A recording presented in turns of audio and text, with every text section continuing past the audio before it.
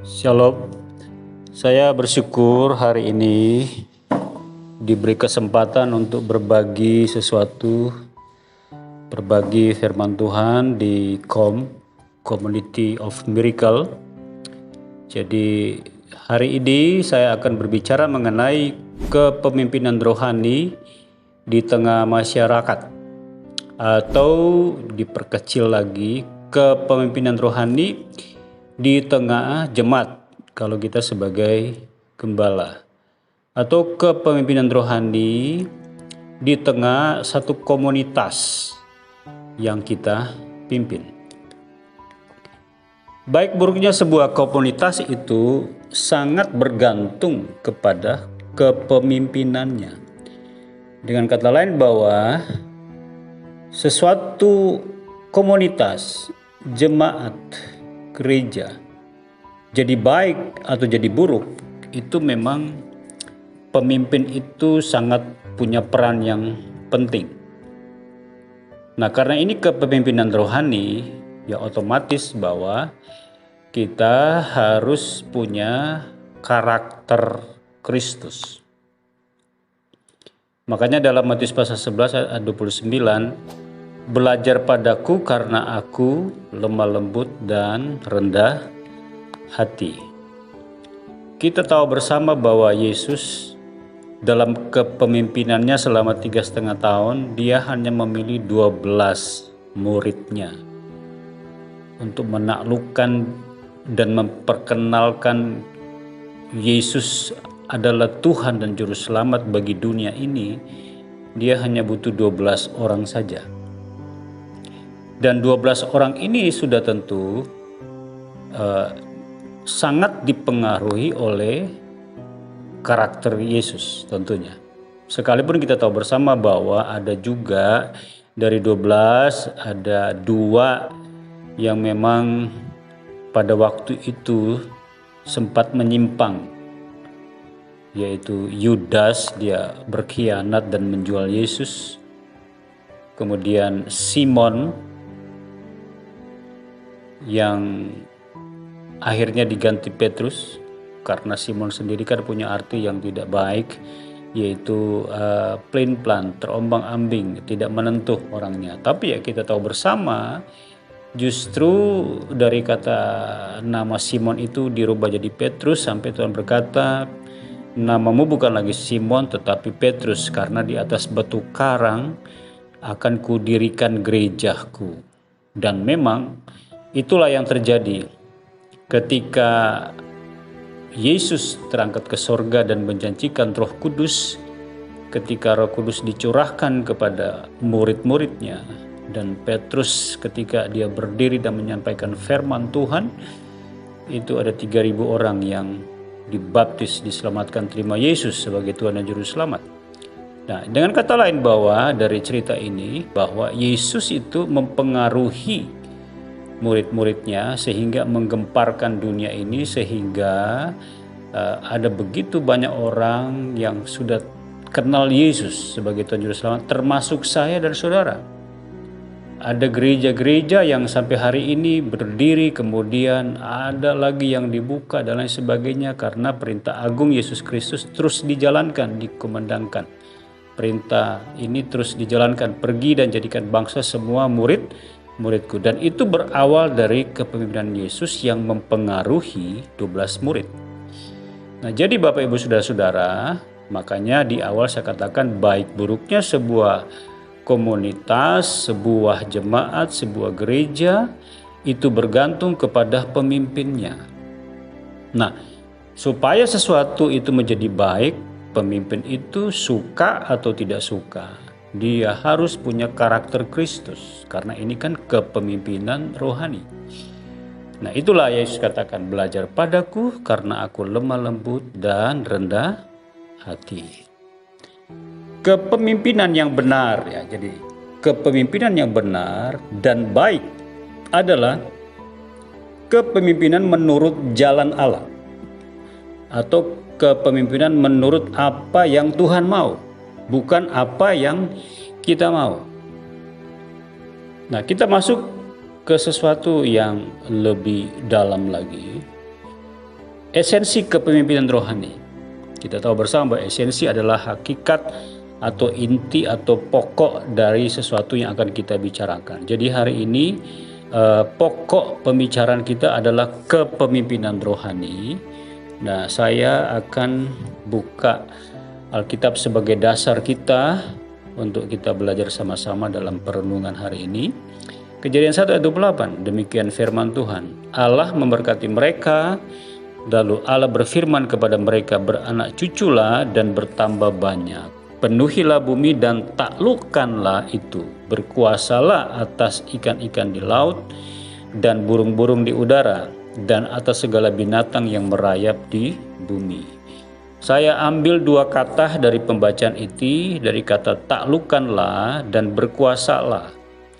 Kata taklukkanlah di sini dalam bahasa Ibrani dia pakai kata kabas.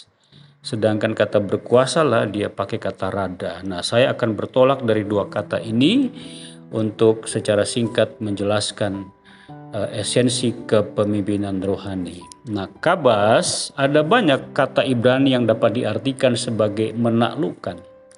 Seperti kata kasal itu artinya melumpuhkan, kanah merendahkan, karah membuat tunduk, sepal membuat rendah, lacat menekan, menghancurkan. Kata kabas justru berlawanan dengan konsep di atas yang saya sebutkan tadi itu.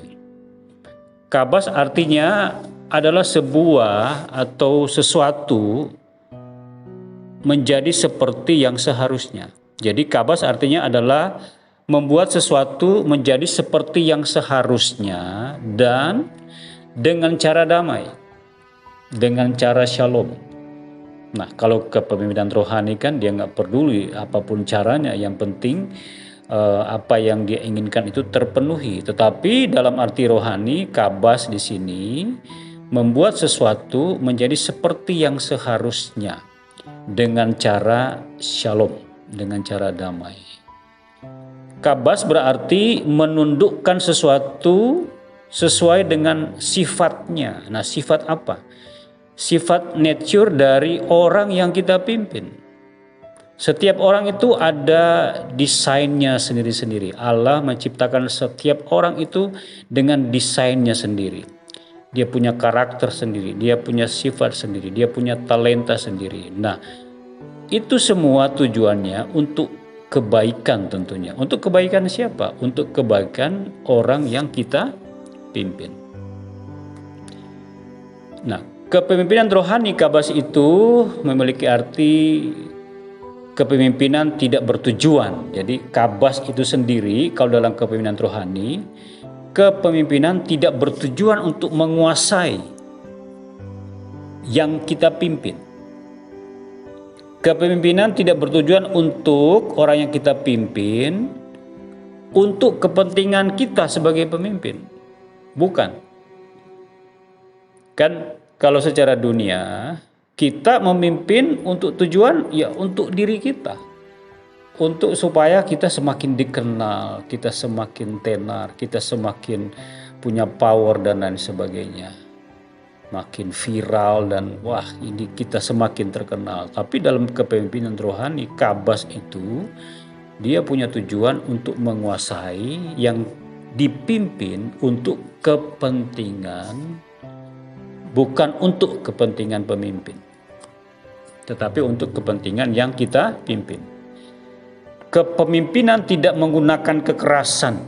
Nah, artinya kepemimpinan rohani tidak menggunakan kekerasan. Nah, makanya kan di ayat sebelumnya saya berkatakan dalam Matius 11:29, belajar padaku karena aku lemah lembut. Artinya memang harus pakai cara lemah lembut karena karakter Kristus. Jadi kepemimpinan itu tidak menggunakan kekerasan, tidak menindas dan menghancurkan kehendak yang dipimpin.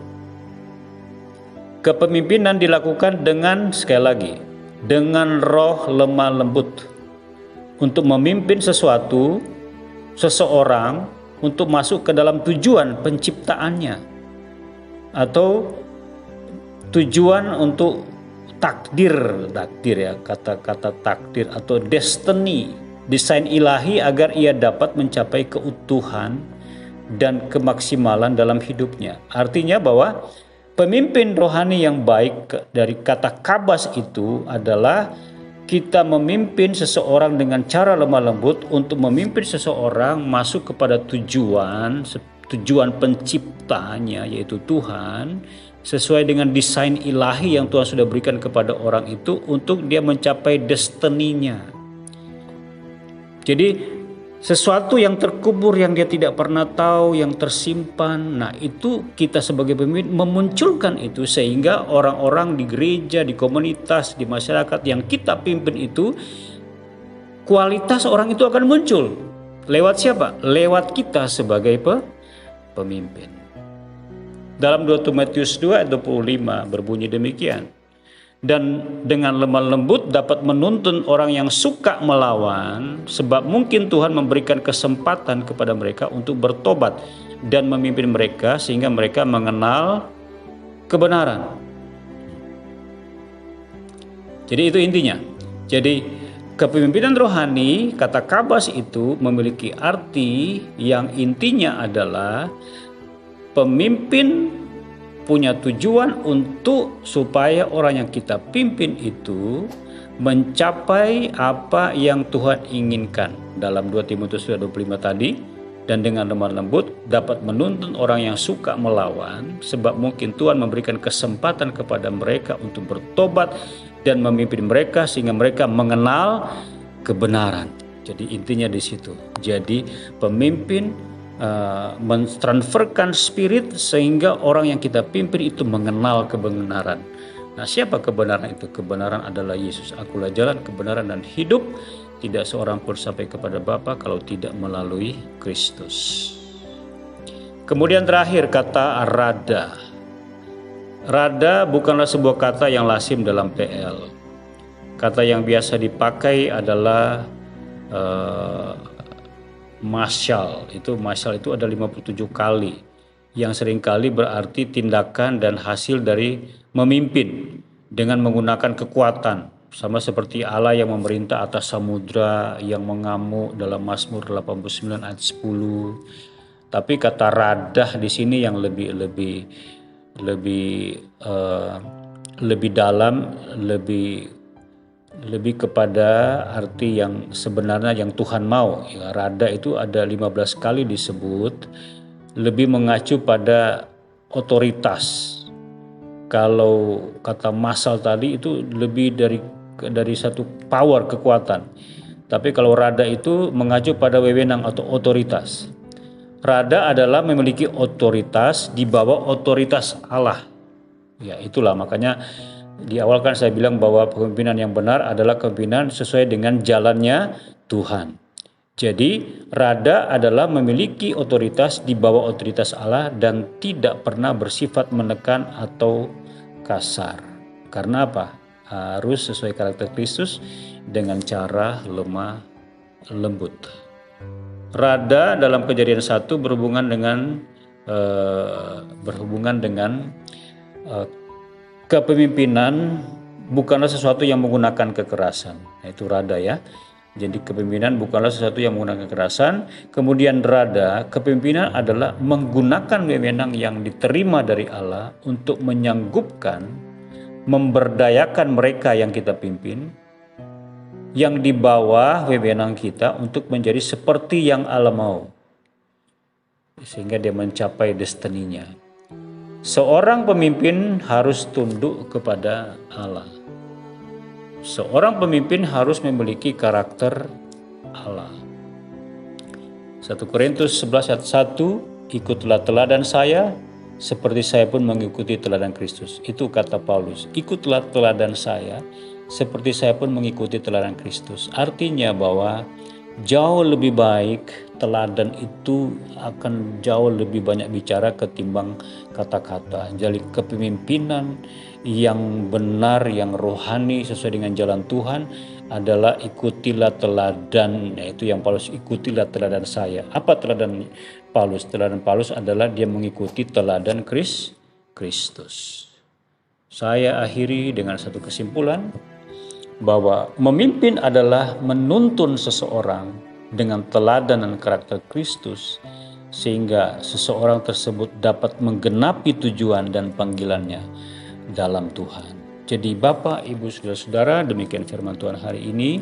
Jadi kesimpulannya adalah kepemimpinan rohani dia harus lemah lembut dengan dua kata yang saya tekankan di sini, kata kabas. Jadi kabas itu sendiri, itu yang saya katakan bahwa tujuan pemimpin adalah membuat orang yang kita pimpin itu untuk mengenal kebenaran. Kemudian dari kata kadas atau rada adalah kepemimpinan itu tujuannya untuk supaya orang itu mencapai destiny atau apa yang Tuhan mau itu terjadi kepada orang yang kita pimpin.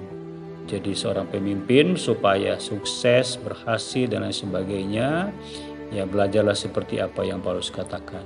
Ikutlah teladan saya seperti saya pun mengikuti teladan Kristus. Jadi kalau kita sebagai pemimpin mengikut teladan Kristus, pemimpin yang lemah lembut, yang rendah hati, sekalipun kita sukses, berhasil, dipakai Tuhan, ada banyak mujizat, ada banyak orang diselamatkan karena pelayanan kita, itu biarlah semua untuk hormat dan kemuliaan bagi nama Tuhan. Tuhan Yesus memberkati. Shalom.